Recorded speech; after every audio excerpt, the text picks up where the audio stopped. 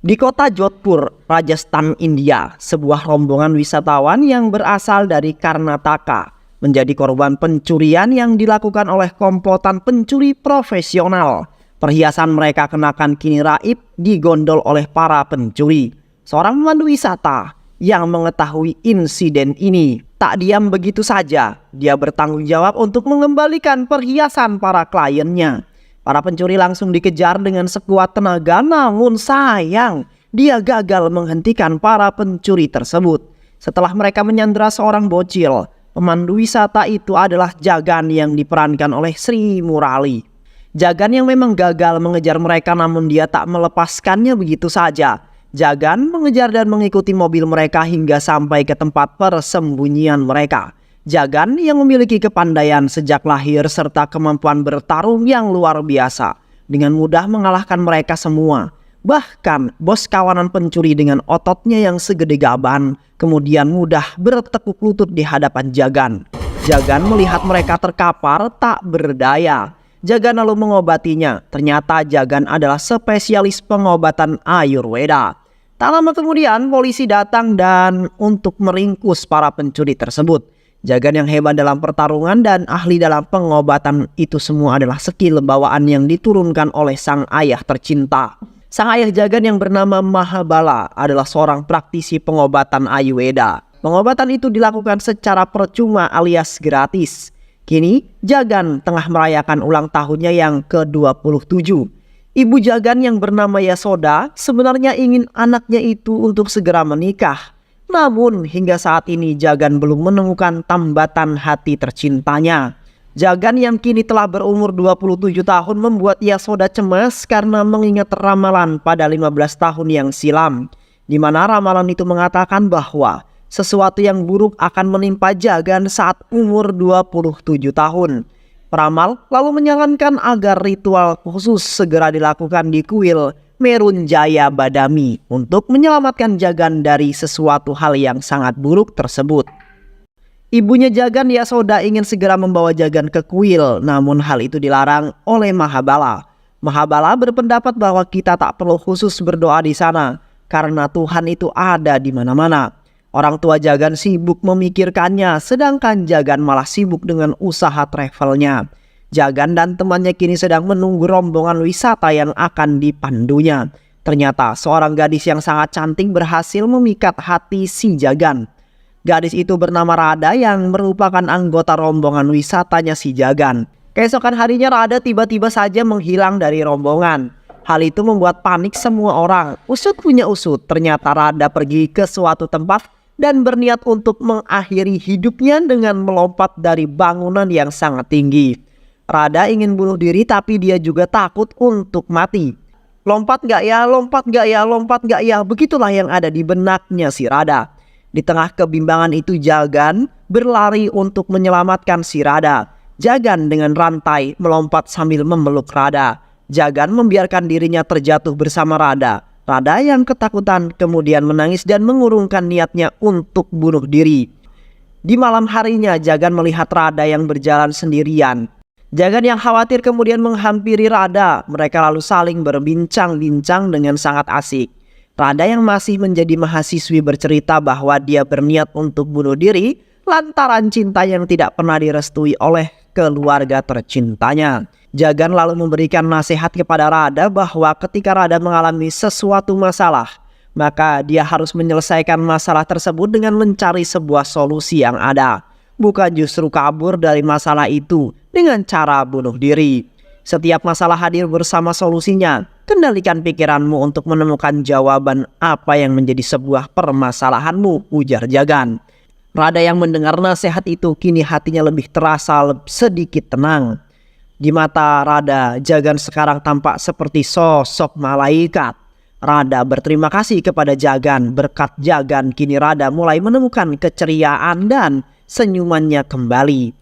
Beberapa hari kemudian liburan wisata rombongan Rada telah berakhir.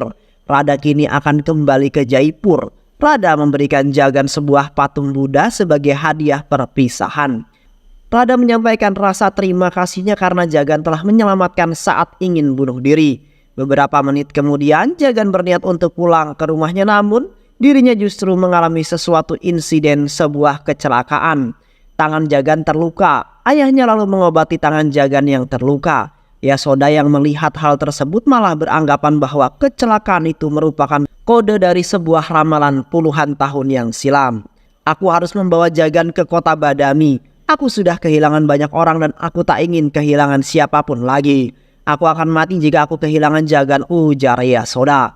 Mahabala yang mendengar hal tersebut itu mau tidak mau harus menuruti permintaan sang istri tercintanya. Kini Yasoda, Jagan dan teman Jagan yang bernama Patele pergi ke kota Badami dengan menaiki sebuah kereta. Baru juga sampai di stasiun, mereka melihat segerombolan orang yang hendak melakukan pembantaian. Jagan ingin membantu tapi Yasoda langsung menahan tangannya. Yang benar saja, tak lama kemudian pembunuhan terjadi. Ternyata segerombolan orang itu merupakan keturunan Raja Klan Balalalala, Kingmaker yang sangat berpengaruh di segala bidang. Semua orang tunduk pada Balalalala, bahkan Tuhan pun dianggap tak berani menentang Balalalala. Yasoda CS selalu pergi ke sebuah kuil untuk melakukan sebuah ritual penolakan bala. Saat Jagan menyebutkan nama lengkapnya yaitu Jagan Mohanarat, semua orang yang mendengar nama itu langsung terkejut. Singkat cerita, kini Jagan, Patela dan Yasoda hendak pulang kembali ke Jodhpur. Pendeta yang mengetahui hal itu lalu menghubungi seseorang dan memberitakan tentang kedatangan Jagan Mohana Ratnakara ke kuilnya. Di tengah jalan, mobil bus yang ditumpangi Yasoda CS dihentikan paksa oleh beberapa mobil mewah. Ternyata rombongan mobil mewah itu dipimpin oleh Mahesh, kakak kandung Yasoda. Mahesh lalu bertanya, mengapa dirimu tidak memberitahuku? Apakah dirimu menganggap bahwa aku sudah mati? Beruntung pendeta tadi memberitahuku tentang kedatanganmu. Yasoda yang mendengar itu kemudian sedih. Mahesh selalu memaksa Yasoda CS untuk datang ke rumahnya. Ternyata keluarga Yasoda bukanlah keluarga kaleng-kaleng. Mereka adalah keluarga bangsawan di daerah tersebut. Kedatangan Yasoda disambut meriah oleh seluruh keluarga dan masyarakat yang ada di sana. Jagan dan Yasoda sudah belasan tahun hidup terpisah dari keluarga besarnya. Secara kebetulan ternyata di tempat tersebut sedang menyelenggarakan festival pameran keagamaan. Jagan dan Yasoda ikut merayakannya. Saat itu Jagan sempat melihat Radha yang sedang berdoa. Jagan lalu menghampiri Radha, namun Radha seolah-olah tak mengenal siapa dirinya si Jagan. Besoknya Radha melihat dan menghampiri Jagan, namun kali ini Jagan membalas perbuatan Radha dengan berpura-pura tidak mengenalinya.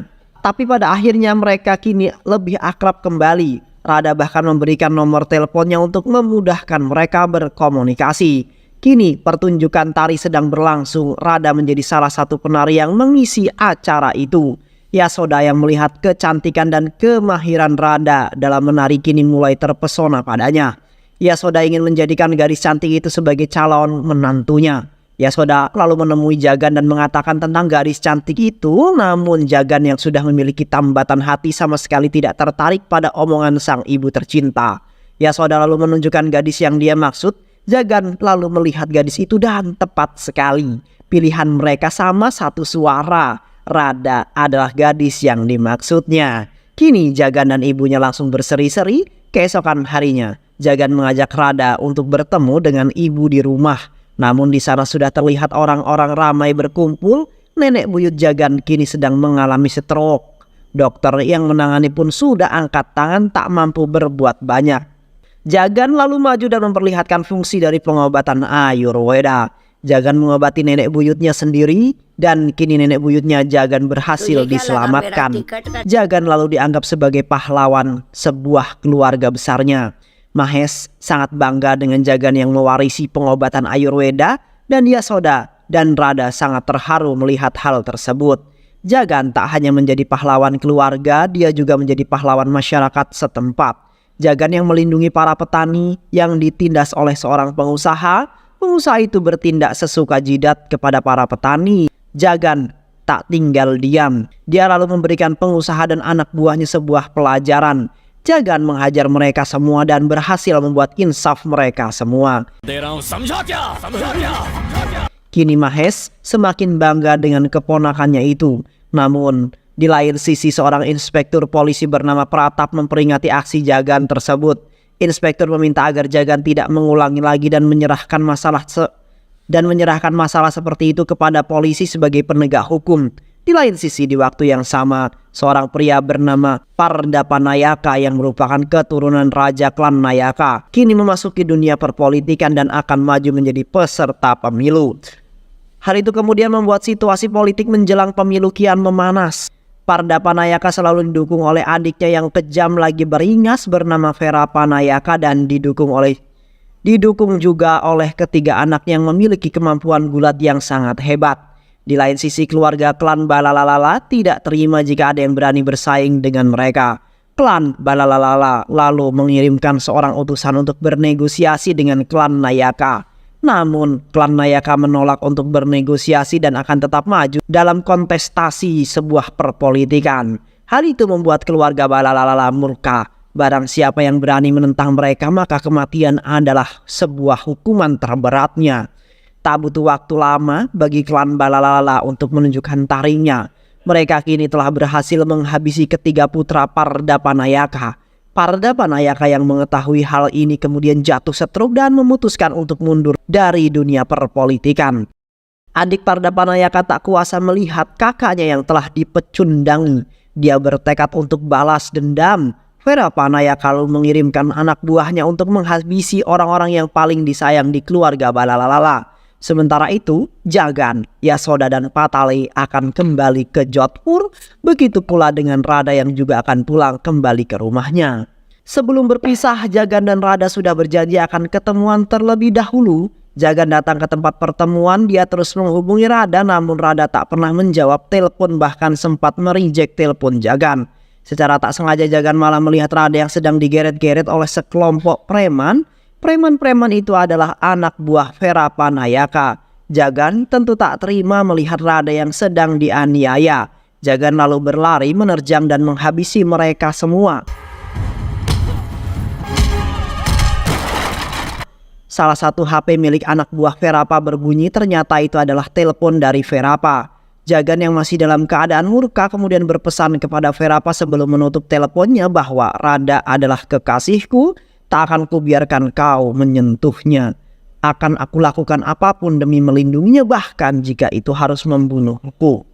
Radha yang mendengar kata-kata Jagan kemudian menghampirinya. Radha menjelaskan bahwa dirinya juga telah jatuh cinta bahkan sejak pandangan pertama kali ada di Jodhpur. Namun kita tak akan pernah bisa bersatu, ujar Radha. Radha lalu menjelaskan tentang siapa dirinya yang sebenarnya. Radha adalah anggota keluarga Balalala bertempat di Badami. Keluarga Balalala adalah keluarga Kingmaker, sebuah keluarga kejam yang sering membunuh orang tanpa berperi kemanusiaan.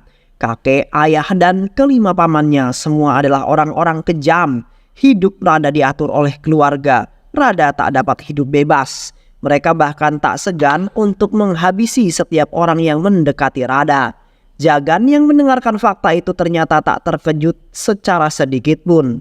Jagan malah mengatakan bahwa kita sama-sama memiliki rasa cinta dan aku akan melakukan apapun untuk mewujudkan cinta kita. Kini mereka telah berpisah. Radha pergi untuk kembali ke rumah keluarga Balalala. Keluarga juga merupakan keluarga yang bebas dari hukum.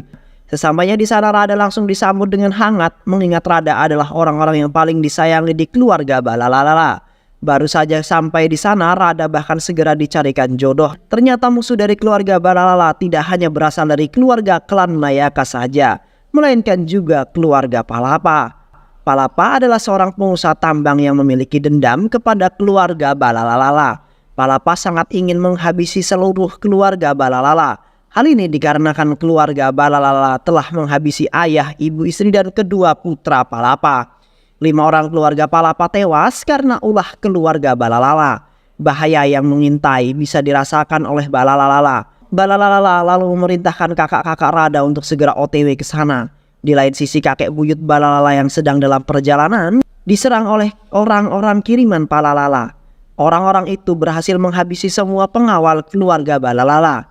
Saat anggota keluarga Balalala berada dalam kondisi berbahaya, seorang pria datang menyelamatkan mereka semua. Pria itu menghajar anak buah Palapa dan membuat beberapa dari mereka melarikan diri. Pria itu adalah Jagan.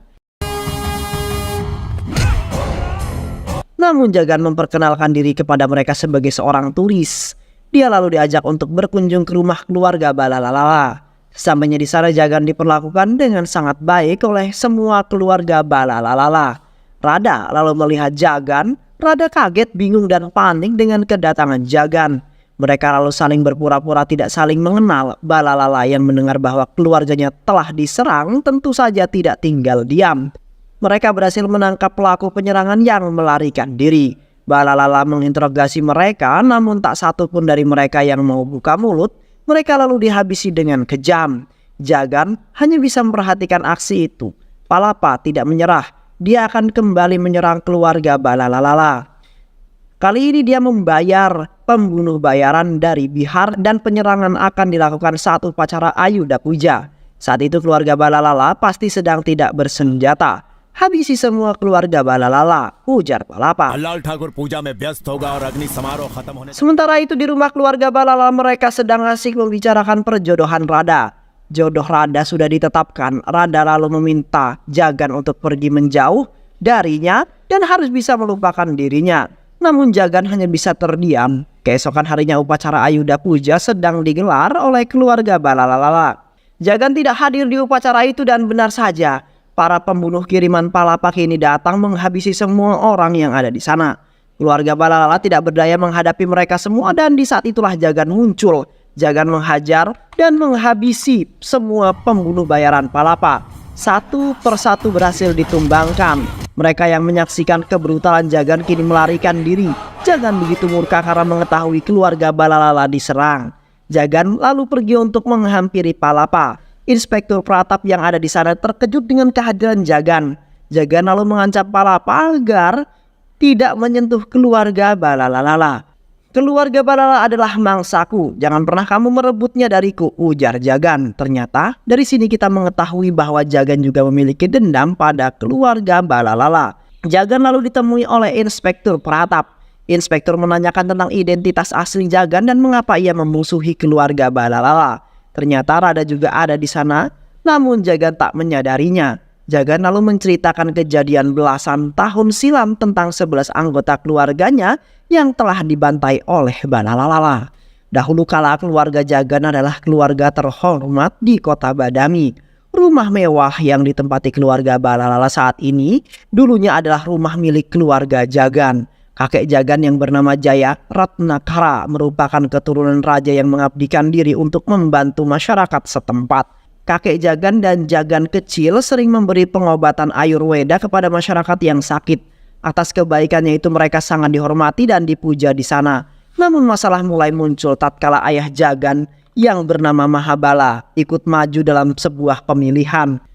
Seluruh masyarakat kota Badami sudah pasti memberikan dukungan kepada Mahabala, namun Balala yang tinggal di kota Bijapur sangat tidak menyukai hal tersebut.